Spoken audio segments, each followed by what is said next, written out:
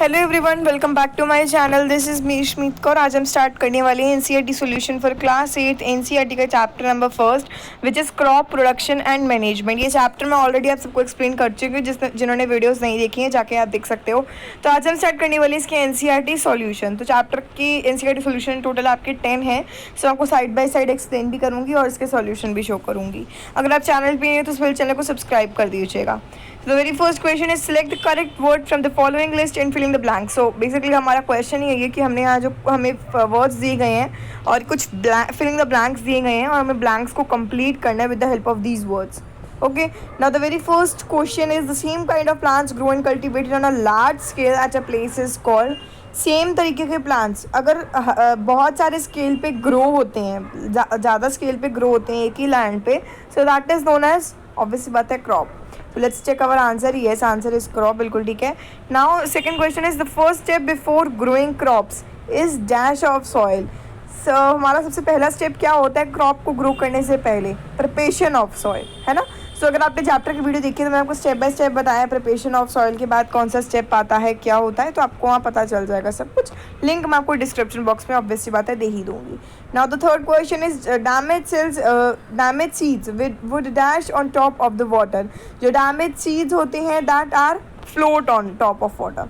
Now D part is for growing a crop sufficient sunlight and dash from the soil are essential. एक crop को grow करने के लिए क्या और दो चीज़ें बतानी है जो कि एसेंशियल है, that are water and nutrients. ठीक है, so these are the answers. Let me show you guys. यहाँ आपको सबके आंसर्स देख रहे हैं. Please take the screenshots if you want.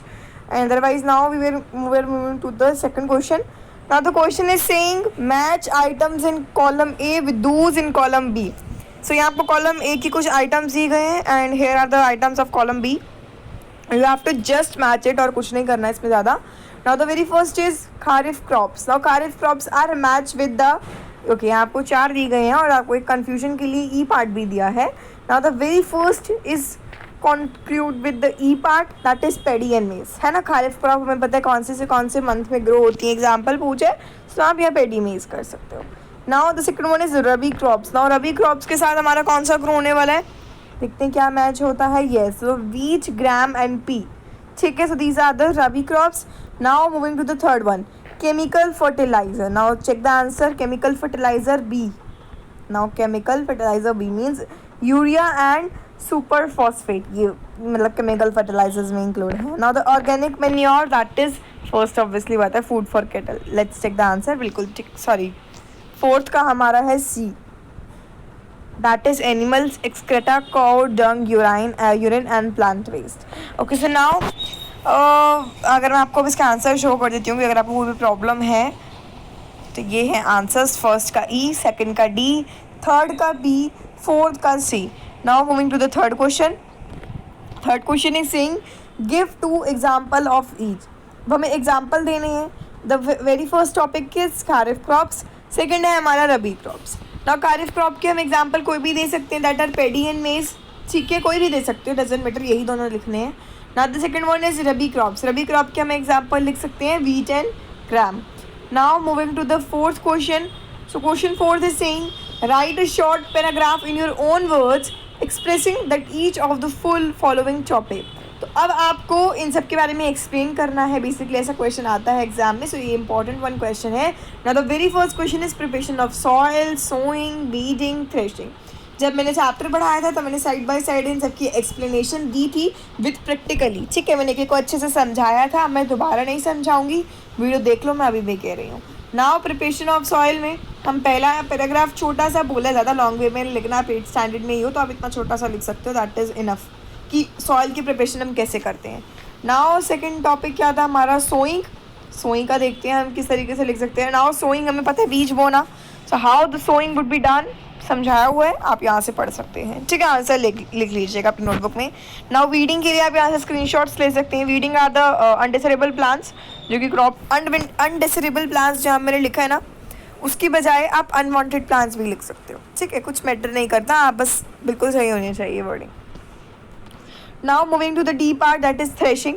Threshing का एक ऐसा प्रोसेस है कि ग्रीन को सीड से सेपरेट करना, that is known as threshing. तो ये भी आप लिख सकते हो इस ये डेफिनेशन में. ठीक है, so moving to the very fifth question, that is explain how fertilizer are different from manure. So what are fertilizers, what are manure? I have already told you about them. So now we are going to start कि fertilizer manure से different कैसे होते हैं with the very easy question. तो अब आपको difference बोला है. So obviously अगर हम इस तरीके से लिखें लाइन डाल के ऐसे differentiate करके तो ज़्यादा बेटर रहता है. एग्जामिनर को आप अच्छे से बता सकते हो कि किसका क्या डिफरेंस है.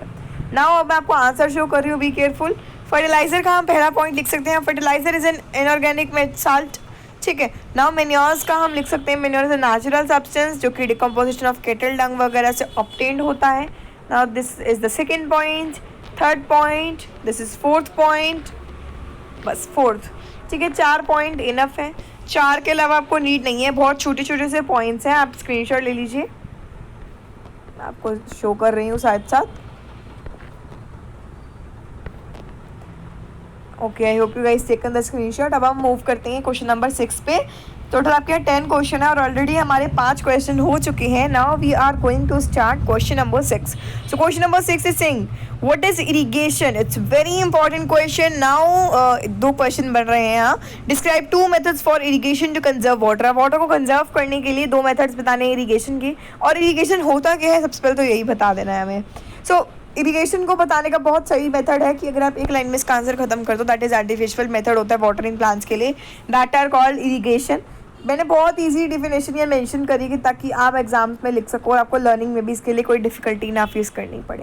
तो एग्जाम्पल आप देख सकते हो कि सोर्सेज क्या है इरिगेशन के. 2 मेथड बोले, कोई भी 2 मेथड लिखो, ज़रूरी नहीं है यही दोनों लिखने हैं, बट स्टिल ये ईजीएस्ट मेथड है एवर. तो यहाँ मैं स्प्रिंकलर इरिगेशन सिस्टम लिख रही हूँ, ड्रिप इरिगेशन सिस्टम लिख रही हूँ. ठीक है, बिल्कुल आपके ऊपर है. बहुत ईजी सिस्टम से ही हमें समझ में आ जाते हैं. Now we are going to start question number 7. Sorry. If wheat is sown in the kharif season what would happen. Okay, अगर जो वीट है वो खारिफ सीजन में ग्रो होता है तो क्या होता है. So it's very easy question. ये वैसे क्वेश्चन एग्जाम में आते नहीं है बट स्टिल गिव रीजन के हिसाब से आ सकते हैं. ठीक है. नाउ डिस्कस करना है हमें ये. तो ये इसका आंसर छोटा सा ये लिखोगे, ज़्यादा इसको एलाबरेशन कोई ज़रूरत नहीं है इसको एलाबरेट करने की. Now the answer is wheat crop is grown from November to December in the March April. It is grown in winter. और इसके लिए कम पानी चाहिए होता है. तो अगर जो वीट है वो खारिफ सीजन में ग्रो हो जाता है तो जो प्रोडक्शन होती है वो डिक्रीज हो जाएगी. जब हमने चैप्टर करता था तो ये चीज़ मैंने आपको बताई थी रीजंस के मेंशन के साथ साथ, है ना. So now we are going to start question number 8. Question number 8 is saying explain how soil gets affected by the continuous plantation of crops in a field. जो सॉइल है वो कैसे अफेक्ट होती है बाय द कंटिन्यूस प्लांटेशन. ठीक है, कैसे affect होती है. So answer is very easy and simple. ज़्यादा लंबा थोड़ा नहीं लिखेंगे, सिंपल सा आंसर है. कॉन्टिन्यूस प्लांटेशन ऑफ क्रॉप्स क्या करती हैं, जो सॉइल की जो पुअर सर्टेन न्यूट्रिएंट्स होते हैं ना as a crops take by the nutrients from the soil. Soil से उनके न्यूट्रिएंट्स ले लेती हैं और इसकी वजह से क्या होता है बच्चों, जो सॉइल होती है ना वो इनफर्टाइल हो जाती है. वो उपजाऊ नहीं रहती, वो इनफर्टाइल हो जाती है. उसको इनफ टाइम भी नहीं मिलता रिप्लेनिश न्यूट्रिएंट्स करने के लिए. मतलब रिप्लेनिश मतलब रीकैप करने के लिए, उसको वापस से लाने के लिए. ठीक है. Now we are going to start question number 9. That are what are weeds, how can we control them. It's very important question, ध्यान से समझिएगा. वीड्स क्या होते हैं. वी नो अनवांटेड प्लांट्स जो होते हैं जो क्रॉप के साथ ग्रो हो जाते हैं, दैट आर वीड्स. सो उनको कैसे कंट्रोल करें. स्प्रिंग के बहुत सारे मेथड्स आते हैं, है ना. हम चैप्टर पढ़ा था तब हमने समझा ही था. Now the answer is here. Please take the screenshots. अगर अभी तक आपको वीडियो अच्छी लग रही है तो जल्दी से वीडियो को लाइक कर दीजिए बच्चों. तो ये आपका पूरा आंसर है. बहुत ईजी छोटा सा आंसर दिया है मैंने, ज़्यादा एलेबोरेट करने की इसको भी नीड नहीं है. Now, last question but not least. Now, the question number 10 is saying arrange the following boxes in the proper order to make a flow chart of the sugar cane crop production. It's unnecessary question but still हम करते हैं इसको कि वो बोल रहे हैं कि अरेंज करने हैं boxes proper according to the flow chart के. सो यहाँ आपको दिया गया है पहला स्टेप क्या है, दूसरा क्या है, तीसरा क्या है, उसके अकॉर्डिंग आपको करने हैं एक क्रॉप को ग्रो करने के लिए. हमें पता है पहला स्टेप हमारा होता है प्रिपरेशन ऑफ सॉइल. सेकंड हमारा होता है फील्ड को फ्लो करना. थर्ड हमारा होता है ऐसे ऐसे करके हम लिखेंगे. नाउ सबसे पहली चीज़, अब आंसर पे आते हैं.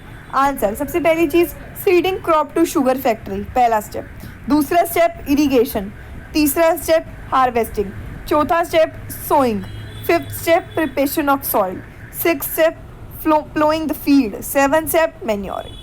ठीक है, आई बात समझ. मैंने आपको प्रॉपर टेबल वाइज शो कर दिया किस पे क्या आपको कॉलम पुट मतलब आंसर पुट आउट करने हैं, नंबरिंग क्या क्या डालनी है. ये क्वेश्चन वैसे तो आता नहीं है एग्जाम में, बट स्टिल अगर आप इसको प्रिपेयर कर लोगे तो कुछ जाएगा नहीं, तो आप इसको प्रिपेयर कर सकते हो। ठीक है, इजी क्वेश्चन है वैसे तो बहुत ज़्यादा। So this was your question, this was all questions of NCERT chapter number 1 crop production and management. अगर आपको कोई भी डाउट लगता है इस वीडियो से रिलेटेड, क्वेश्चन आंसर से रिलेटेड, सो आप कमेंट सेक्शन में लिख सकते हो और इस चैनल को ज़रूर शेयर करिएगा अपने फ्रेंड्स एंड फैमिली वंस के साथ। सो मैं मिलूंगी आप सबको अगली वीडियो में, तब तक के लिए बच्चों bye bye and take care.